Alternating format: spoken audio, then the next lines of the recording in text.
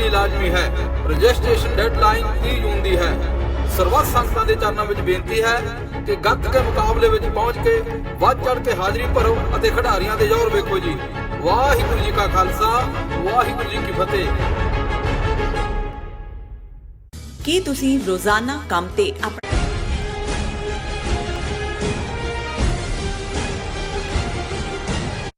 ਦਰਸ਼ਕ ਬ੍ਰੇਕ ਤੋਂ ਬਾਅਦ ਤੁਹਾਡਾ ਸਭ ਦਾ ਨਿੱਘਾ ਸਵਾਗਤ ਹੈ। ਜਿਸ ਤਰ੍ਹਾਂ ਕਿ ਅੱਜ ਦੇ ਜੋ ਅਹਿਮ ਇਸ਼ੂ ਸਾਨੂੰ ਉਸ ਉੱਪਰ ਡਾਕਟਰ ਸਾਹਿਬ ਨੇ ਤੁਹਾਨੂੰ ਆਪਣੇ ਵਿਚਾਰ ਦਿੱਤੇ। ਆਈ ਹੋਪ ਤੁਹਾਨੂੰ ਸਾਰਿਆਂ ਨੂੰ ਪਸੰਦ ਆਏ ਹੋਣਗੇ। ਹੁਣ ਆਪਾਂ ਐਂਡ ਵਾਲੇ ਸੈਕਸ਼ਨ ਵਿੱਚ ਹਮੇਸ਼ਾ ਦੀ ਤਰ੍ਹਾਂ ਗੁਰਮਤਿ ਵਿਚਾਰਾਂ, ਗੁਰਬਾਣੀ ਵਿਚਾਰਾਂ ਆਪਾਂ ਡਾਕਟਰ ਸਾਹਿਬ ਕੋਲੋਂ ਸੁਣਦੇ ਹਾਂ। ਅੱਜ ਵੀ ਸੁਣਦੇ ਹਾਂ। ਜੀ ਡਾਕਟਰ ਸਾਹਿਬ ਕੀ ਕਹਿਣਾ ਚਾਹੋਗੇ? ਦੇਖੋ, ਸੋਮਵਾਰ ਦੇ ਪ੍ਰੋਗਰਾਮ 'ਚ ਅਸੀਂ ਮਹਾਨ ਸਿੱਖ ਸਕਾਲਰ ਭਾਈ ਸਾਹਿਬ ਭਾਈ ਗੁਰਦਾਸ ਜੀ, ਜਿਨ੍ਹਾਂ ਨੇ ਗੁਰੂ ਗ੍ਰੰਥ ਸਾਹਿਬ ਦੀ ਆਦਿ ਬੀੜ, ਪਹਿਲੀ ਬੀੜ, ਜਿਸ ਦਾ ਪਹਿਲਾ ਪ੍ਰਕਾਸ਼ 1604 ਈਸਵੀ 1 ਸਤੰਬਰ ਨੂੰ ਹਰਿਮੰਦਰ ਸਾਹਿਬ 'ਚ ਹੋਇਆ, ਉਸ 'ਤੇ ਵੀ ਉਹ ਲਿਖਾਰੀ ਸਨ। ਵਿਦਵਤਾ ਦੀ ਉਹ ਇਹ ਹੈ ਕਿ ਕੁੰਜੀ ਜੇ ਅਸੀਂ ਕਹੀਏ, ਉਹਨਾਂ ਦੇ ਕਵਿਤ ਸਵਈਏ, ਉਹਨਾਂ ਦੀਆਂ ਵਾਰਾਂ। ਸੋ ਅਸੀਂ ਉਹਨਾਂ ਦੇ ਕਵਿਤ ਸਵਈਏ ਜਿਹੜੇ ਬ੍ਰਿਜ ਭਾਸ਼ਾ 'ਚ ਨੇ 675 ਉਹਨਾਂ ਦੀ ਗਿਣਤੀ ਹੈ। ਔਰ ਸੋਮਵਾਰ ਦੇ ਪ੍ਰੋਗਰਾਮ 'ਚ ਪਿਛਲੇ ਕਾਫੀ ਸਮੇਂ ਤੋਂ ਅਸੀਂ ਇੱਕ ਸਵਈਆ ਵਿਚਾਰਦੇ ਹਾਂ। ਅੱਜ ਸਵਈਆ 262 ਸਵਈਆ ਨੰਬਰ ਹੈ।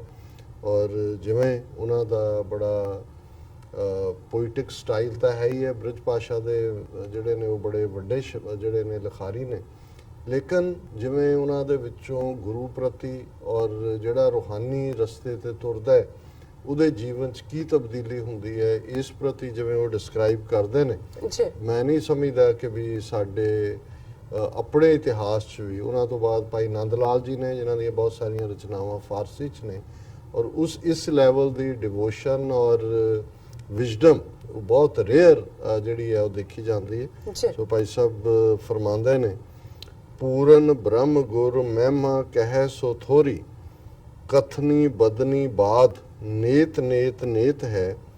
ਪੂਰਨ ਬ੍ਰਹਮ ਗੁਰ ਪੂਰਨ ਸਰਬਮਈ, ਨਿੰਦਾ ਕਰੀਏ ਸੋ ਕਾਂਕੀ ਨਮੋ ਨਮੋ ਹੇਤ ਹੈ। ਤਾਹੀ ਤੇ ਬਿਵਰਜਤ ਅਸਤੁਤ ਨਿੰਦਾ ਦਾਉ, ਅਕਥ ਕਥਾ ਵਿਚਾਰ ਮੋਨ ਬ੍ਰਤ ਲੇਤ ਹੈ। ਬਾਲ ਬੁੱਧ ਸ਼ੁੱਧ ਕਰ ਦੇ ਕੈ ਵਿਦੇ ਪੈ, ਜੀਵਨ ਮੁਕਤ ਗਤ ਬਿਸਮ ਸੁਚੇਤ ਹੈ। ਕਿ ਗੁਰੂ ਜਿਹੜਾ ਕਿ ਪੂਰਨ ਬ੍ਰਹਮ ਦੇ ਨਾਲ ਜੁੜਿਆ ਹੋਇਆ, ਤੇ ਫਿਰ ਉਸ ਗੁਰੂ ਦੇ ਨਾਲ ਜੁੜ ਕੇ ਪੂਰਨ ਬ੍ਰਹਮ ਦੀ ਸੋਝੀ ਰੱਖਣ ਵਾਲਾ ਗੁਰਸਿੱਖ, ਉਸ ਦੀ ਜਿੰਨੀ ਵੀ ਮਹਿਮਾ ਕੀਤੀ ਜਾਏ, ਉਹਦੇ ਜਿੰਨੇ ਵੀ ਗੁਣ ਗਾਏ ਜਾਣ, ਉਸ ਦੀ ਜਿੰਨੀ ਵੀ ਉਸਤਤ ਕੀਤੀ ਜਾਏ, ਉਹਦੀ ਜਿੰਨੀ ਤਾਰੀਫ ਕੀਤੀ ਜਾਏ, ਉਹ ਥੋੜੀ ਹੈ। ਕਥਨੀ ਬਦਨੀ ਬਾਦ ਨੇਤ ਨੇਤ ਨੇਤ ਹੈ। ਕਿਉਂਕਿ ਉਹ ਨਿਰੰਕਾਰ, ਉਸ ਦੀ ਤੁਸੀਂ ਨਾ ਉਹਨੂੰ ਕੱਥ ਸਕਦੇ ਹੋ, ਬਿਆਨ ਸਕਦੇ ਹੋ, ਤੇ ਨਾ ਹੀ ਉਹਨੂੰ ਮਿਣ ਸਕਦੇ ਹੋ। ਜਦੋਂ ਅਸੀਂ ਕਹਿੰਦੇ ਹਾਂ ਕਿ ਇਨਫਿਨਿਟ ਇਨਫਿਨਿਟ ਇਨਫਿਨਿਟ, ਨੇਤ ਨੇਤ ਨੇਤ ਦਾ ਮਤਲਬ ਹੀ ਹੈ ਇਨਫਿਨਿਟ ਇਨਫਿਨਿਟ। ਸਾਡੀ ਸੋਚ, ਸਾਡੀ ਦੁਨੀਆ ਫਾਈਨਾਈਟ ਹੈ, ਉਹ ਉਸ ਦੀ ਇੱਕ ਸੀਮਾ, ਇੱਕ ਹੱਦ ਹੈ।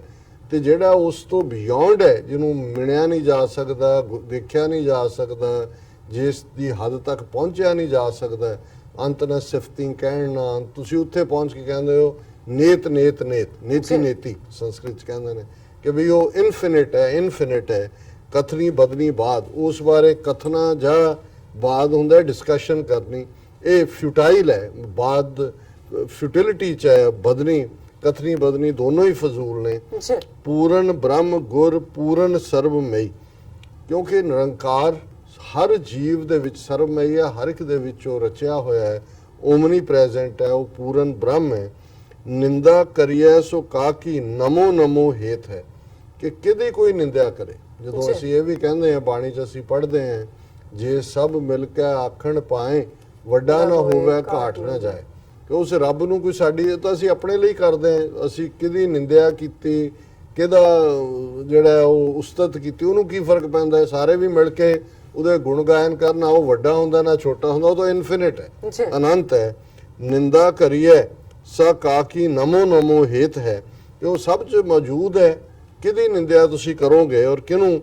ਤਾਹੀ ਤੇ ਬਿਵਰਜਤ ਅਸਤੁਤ ਨਿੰਦਾ ਦਾਉ, ਅਕਥ ਕਥਾ ਵਿਚਾਰ ਮੋਨ ਬ੍ਰਤ ਲੇਤ ਹੈ।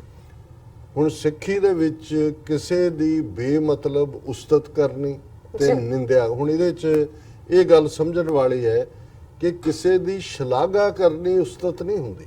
ਬਿਲਕੁਲ ਉਸਤਤ ਜਾਂ ਉਹਨੂੰ ਤੁਸੀਂ ਕਹੋਗੇ ਜਿਹਨੂੰ ਅਸੀਂ ਚਮਚਾਗਿਰੀ ਕਹਿੰਦੇ ਹਾਂ, ਕਿ ਜਿਹੜੀ ਚੀਜ਼ ਕਿਸੇ 'ਚ ਨਹੀਂ ਹੈ, ਕਿਸੇ ਨੂੰ ਵਡਿਆਉਣ ਲਈ, ਕਿਸੇ ਤੋਂ ਕੋਈ ਫਾਇਦਾ ਚੱਕਣ ਲਈ, ਕਿਸੇ ਨੂੰ ਖੁਸ਼ ਕਰਨ ਲਈ ਅਸੀਂ ਉਹਦੀ ਖਾਮਖਾ ਤਾਰੀਫ ਕਰੀਏ।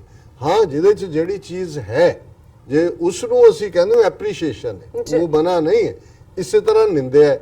ਨਿੰਦਿਆ ਕਿਸੇ ਦੀ ਕਮੀ ਜਾਂ ਜੇ ਨੂੰ ਕਹਿਣਾ ਨਿੰਦਿਆ ਨਹੀਂ, ਨਿੰਦਿਆ ਉਹ ਹੈ ਕਿਸੇ ਬਾਰੇ ਉਹ ਕਹਿਣਾ ਜਿਹੜਾ ਨਹੀਂ ਹੈ। ਬਿਲਕੁਲ ਇਹ ਹੈ ਇਹਦੀ ਡੈਫੀਨੇਸ਼ਨ। ਔਰ ਉਸਤਤ ਨਿੰਦਾ ਦਉ ਬਿਵਰਜਤ, ਸਿੱਖੀ ਦੇ ਵਿੱਚ ਇਹ ਜਿਹੜਾ ਉਸਤਤ ਕਰਨੀ ਹੈ ਬੇਮਤਲਬ ਔਰ ਨਿੰਦਿਆ ਕਰਨੀ ਹੈ, ਦੋਨੋਂ ਹੀ ਇਹਨਾਂ ਦੀ ਮਨਾਹੀ ਹੈ। ਔਰ ਇਹੀ ਭਾਈ ਸਾਹਿਬ ਫਰਮਾਉਂਦੇ ਨੇ ਕਿ ਭਾਈ ਜਿਹੜਾ ਗੁਰੂ ਦੇ ਰਸਤੇ ਤੇ ਤੁਰਿਆ ਹੋਇਆ ਇਹਨਾਂ ਦੋਨਾਂ ਤੋਂ ਉਸਤਤ ਨਿੰਦਾ ਤੋਂ ਦੂਰ ਰਹਿ ਕੇ ਉਹ ਤਾਂ ਇਵੇਂ ਉਸ ਰੱਬ ਦੇ ਆਨੰਦ ਦੇ ਵਿੱਚ ਚਲਾ ਜਾਂਦਾ ਮਾਨੋ ਉਹਨੇ ਮੌਨ ਵਰਤ ਰੱਖ ਲਿਆ। ਜੀ ਕੋਈ ਵਰਤ ਮੌਨ ਰਹਿਣਾ ਕੋਈ ਸਿੱਖੀ ਨਹੀਂ ਹੈ, ਪਰ ਉਹ ਉਸ ਆਨੰਦ ਦੇ ਵਿੱਚ ਹੁੰਦਾ ਹੈ।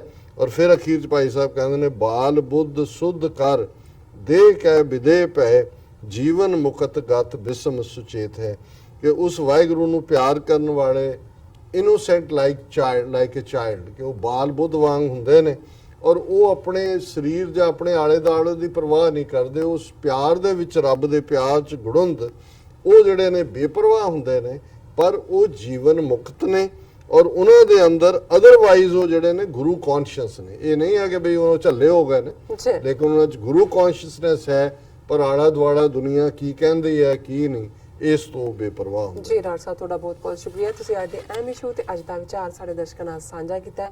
ਇਸ ਨਾਲ ਆਪਣੇ ਵਿਊਅਰਸ ਕੋਲ ਨੇ ਇਜਾਜ਼ਤ। ਵਿਊਅਰਸ, ਸਾਡੇ ਪ੍ਰੋਗਰਾਮ ਦਾ ਸਮਾਂ ਇੱਥੇ ਸਮਾਪਤ ਹੁੰਦਾ ਹੈ। ਤੁਸੀਂ ਆਪਣੀ ਰਾਏ ਤੇ ਸੁਝਾਅ ਸਾਨੂੰ ਭੇਜਣਾ ਨਾ ਭੁੱਲਣਾ। ਸਾਡੇ ਇਸ ਪਤੇ ਤੇ sos@tv84.tv ਤੇ ਅਸੀਂ ਆਪਣਾ ਪ੍ਰੋਗਰਾਮ ਲੈ ਕੇ ਫਿਰ ਦੁਬਾਰਾ ਹਾਜ਼ਰ ਹੋਵਾਂਗੇ।